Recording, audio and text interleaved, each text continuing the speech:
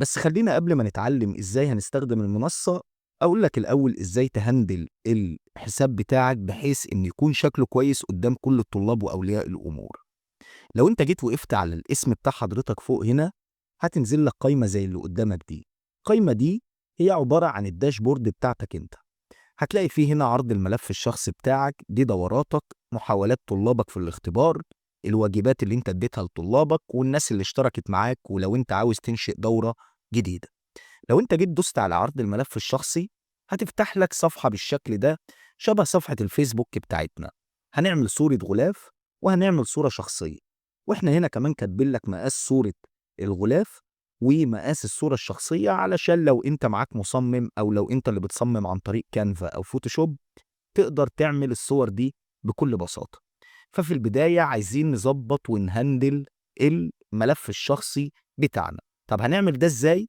لو احنا نزلنا تحت كده هتلاقي في عندك الاعدادات تحت اهي، هتدوس عليها مرة كده.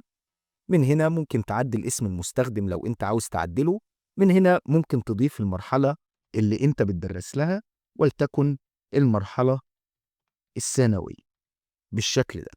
ومن هنا رقم التليفون، ومن هنا لو حضرتك حابب تضيف أي نبذة مختصرة عنك، وخلي بالك إن النبذة دي بتظهر في جوجل وبتظهر كمان في الأكاونت الشخصي بتاعك على المنصة. وبعد ما ضفنا التعديلات دي نقدر نروح نعدل صورة الغلاف وصورتنا الشخصية كمان وإحنا في نفس البيج دي. فلو جينا دوسنا على تعديل صورة الغلاف نقدر نرفع أي صورة غلاف. وخلي بالك ممكن لما أنت ترفع صورة الغلاف ما تبانش من أول مرة، ولكن هتبان بعد ما تعمل حفظ. كذلك الصورة الشخصية، لو دوست على علامة الكاميرا دي هتقدر ترفع صورة شخصية لنفسك بالشكل ده، وتنزل تحت وتدوس على حفظ التغييرات. هتبص تلاقي إن الأكاونت بتاعك اتحول بقى شكله بالشكل ده. من هنا لو أنت لاحظت من فوق ده الملف الشخصي. لو أنت عاوز تغير كلمة المرور فبتبتدي تكتب كلمة المرور اللي أنت سجلت بيها وتنشئ كلمة جديدة زي أغلب المواقع ما بتعمل.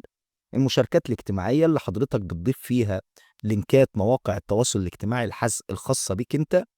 وحذف الحساب دي في حالة ان انت عاوز تخرج من المنصة وتحذف الحساب بتاعك، والحذف بياخد 30 يوم عمل. تمام كده؟